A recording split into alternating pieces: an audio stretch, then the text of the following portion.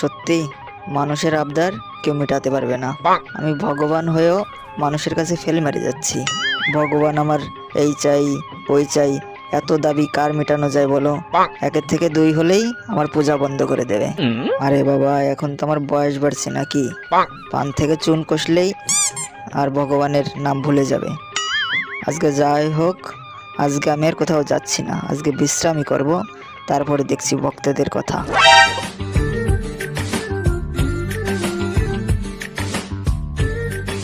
শুনছো গিন্নি, তোমার রান্না হয়েছে?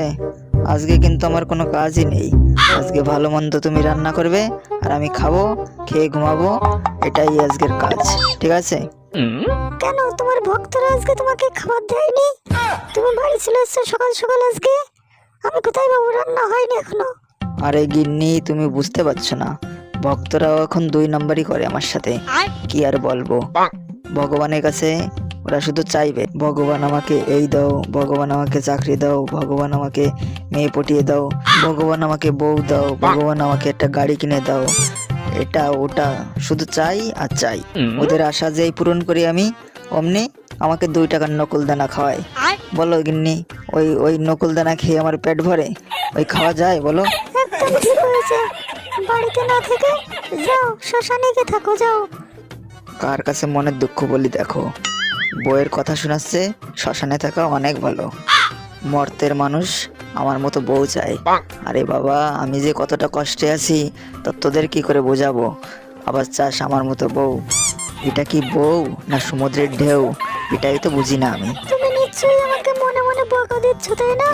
আমি সব বুঝি, বুঝি সবই। না না গিন্নি, তোমাকে কিছু বলতে পারি? তোমাকে কত রেসপেক্ট করি, বাংলায় যাকে বলে সম্মান। হ্যাঁ, জানি জানি, তুমি কতটা ভালো জানো, আমি খুব ভালো করেই জানি। সম্মান না ছাই করো। না, আবহাওয়া মনে হচ্ছে ক্রমশ গরম হয়ে যাচ্ছে, যখন তখন ঝগড়া বেঁধে দিতে পারে। এখন চুপচাপ এখান থেকে চলে যাই, তাই ভালো হবে। তুমি যাও তো, যাও। শোনো, এইসব কথা আমার ভালো লাগছে না, তুমি তোমার কাজ করো, আমি ঘুমাই। না, বাড়িতে এসেও ঝামেলা, এর থেকে শ্মশানে ঘুমানোই ভালো। এখানে যা পরিবেশ কি বলবো। ওদিকে গিন্নির সাথে কথা বলতে গিয়ে আমি আরো বেশি ক্লান্ত হয়ে গেছি। এখন মনে হচ্ছে বাড়িতে আসাই ভুল হয়ে গেছে আমার, ওখানেই ঠিক ছিল আমার। যাক, একটু ঘুমিয়ে নেই, ঘুম যা পাচ্ছে।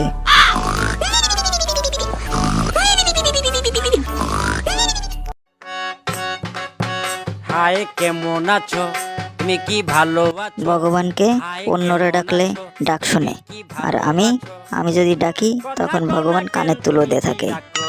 আজকে এর একটা বিহিত করতেই হবে।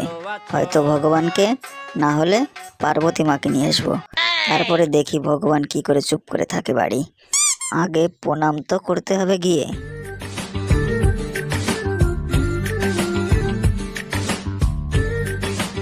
ভগবান, আমি শেষবারের মতো বলছি, আমার আশা পূরণ করবে কি না? না, ভগবান তো পুরো চুপ রয়েছে, আমার তো কিছু একটা করতে হবে দেখছি।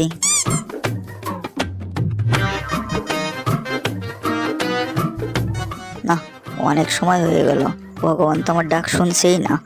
এখন দেখছি আমার কিছুই করতে হবে, পার্বতী মাকেই নিয়ে যাব। এখান থেকে পার্বতী মাকে যদি নিয়ে যাই তাহলে ঠিক ডাক শুনবে। পরিবেশ তো এখানে ক্রমশ উত্তপ্ত হয়ে যাচ্ছে, যাই মহাদেবকে ফোন করি। হ্যালো,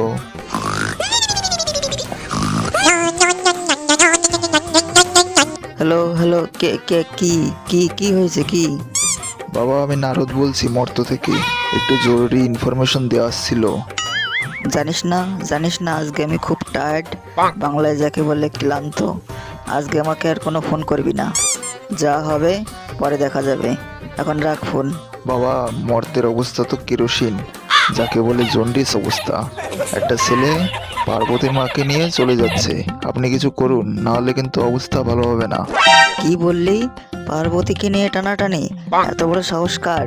কার এত বড় সাহস দিয়েছে? দাঁড়া, আমি আসছি, এখনই আসছি আমি, দাঁড়া। এবার মনে হচ্ছে আশেপাশ থেকে কেউ যেন ফুসফুস করে কথা বলছে। এবার মনে হয় কিছুটা হবে, আশা করি। এবার চুপচাপ এখানে চুপ করে থাকি, দেখি কি হয়। সেই বুড়ো বয়সে আমাকে দৌড় করাইয়ে ছাড়লো। ভাবলাম আজকে একটু বিশ্রাম করব, তার জোর আছে।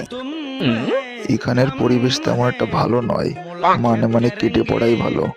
যা হয় পরে দেখা যাবে, কেটে পড়ি আমি, নিজে বেঁচে বাপের নাম পরে।